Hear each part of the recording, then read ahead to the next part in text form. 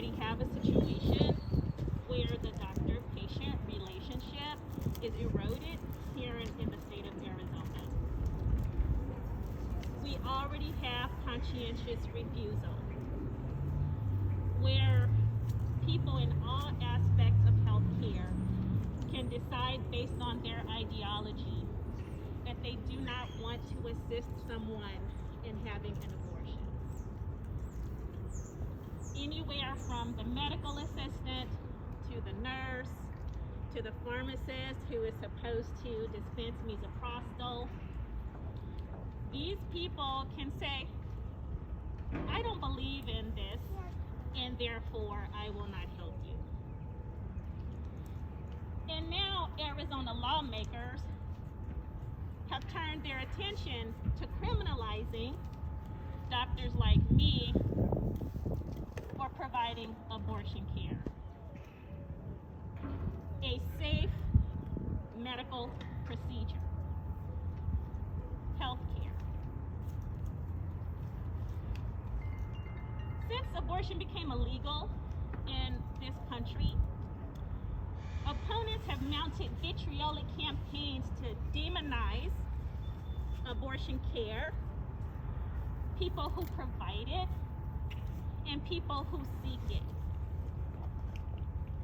And this is to sway public opinion, to then make it okay to come after me, to lock me up for doing what I spent several years of my young adult life training to become a physician. Abortion care is probably the only form of health care where doctors are able to abandon their oath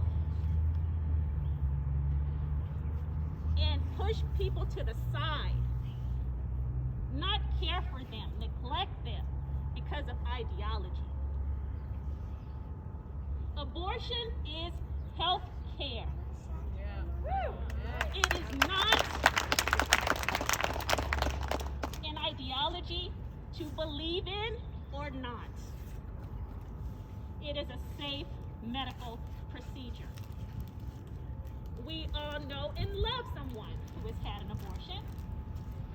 You probably don't know because it's so highly stigmatized that people don't like to talk about it. Mothers who already have children have abortions. Married couples decide to have abortions.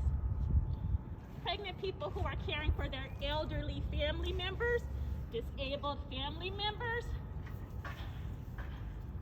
have abortions. And guess what? Abortions also save lives. And I'd like to share a story with you about the time that I saved a dying woman's life with an abortion procedure. This woman was 22 weeks pregnant. She had 3 young children at home. And she was in the cardiac intensive care unit at the hospital that I was working at in heart failure. She had a very severe infection on one of her heart valves, and that was causing her heart to fail. And her pregnancy was putting further strain on her heart, which was rendering the treatments of the cardiology team ineffective. So I met this woman, explained to her what was happening, and that an abortion procedure could save her life and send her back home to her 3 children who needed their mother. My fellow prepped her the day before, and we walked into the cardiac catheterization unit, this sterile place with all these monitors everywhere, all of them monitoring my patient.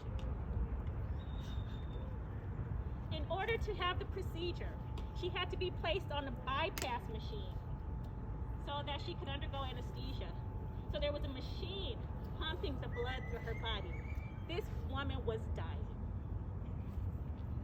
So I performed her abortion, 5-minute procedure. And in 5 minutes, her cardiac indices improved.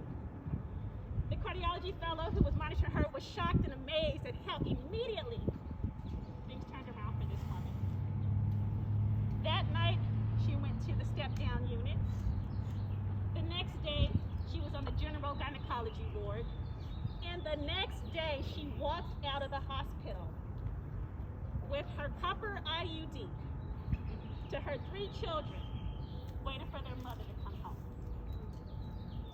Now, when you criminalize me, and I'm saying this to our legislators who propose this legislation and the people who support this legislation, when you criminalize doctors like me, are you saying that it's okay to let people die who can have a procedure that would help them live? Are you saying that you know better than the pregnant person about their ability to support an expanded family?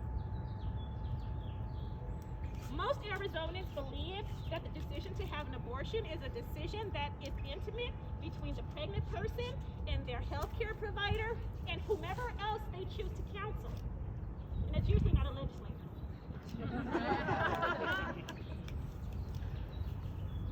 Most Americans also believe the same. And so what we're asking people today is to urge your legislator to vote no on this bill. SB1457 is not what Arizonans want. It's not what Arizonans need. Thank you.